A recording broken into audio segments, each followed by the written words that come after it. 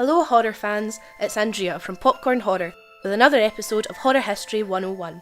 It's Valentine's Day, and to celebrate the most romantic day of the year, we're taking a look at the Bride of Frankenstein, featuring horror's most iconic couple.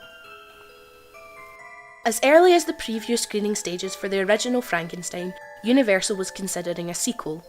In the first film, Henry Frankenstein was intended to be killed by his creation, but this was changed to allow for a possible second film in the series.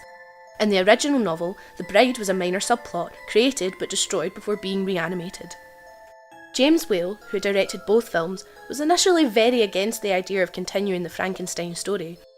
Whale believed that a sequel would never match the original, and when he accepted the project, he said it would be a more fun and memorable experience than the straight gothic horror of the first. He then consulted his psychiatrist over how to write the monster's character, with regards to him wanting a mate. The doctor reportedly advised him that the creature should have a mental age of 10, but an emotional age of 15.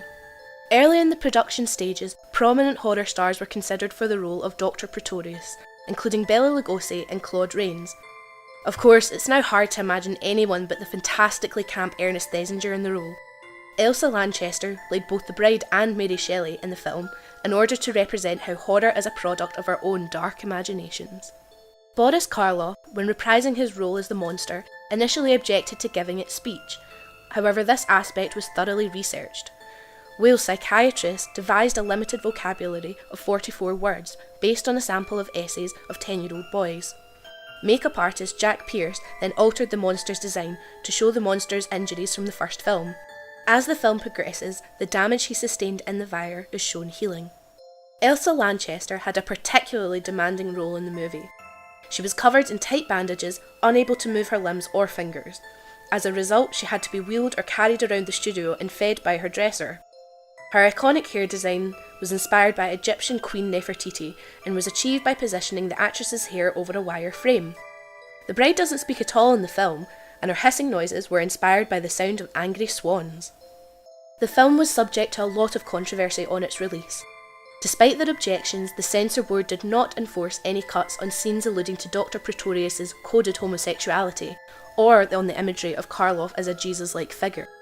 They did, however, force cuts on scenes where the bride's breasts were visible, and deleted an entire sequence in which the monster is blamed for a murder it did not commit. Currently, Universal is setting to reboot its classic monsters in a shared universe. Although details are pretty under wraps, the bride could be seeing a remake in the near future. The studio reportedly want Angelina Jolie to both direct and star in the film, but she's yet to comment on their proposal. David Coep, who's been involved in some big franchises including Jurassic Park and Spider-Man, is set to write the film. Aside from that, all we've heard is that the film will be set in the present day. Thanks everyone for watching, and let us know in the comments who you would like to see involved in a Universal Monsters reboot. We hope you enjoy your Valentine's Day, and remember, alone, bad, friend, good. Subscribe for more horror videos and check out even more horror content at popcornhorror.com.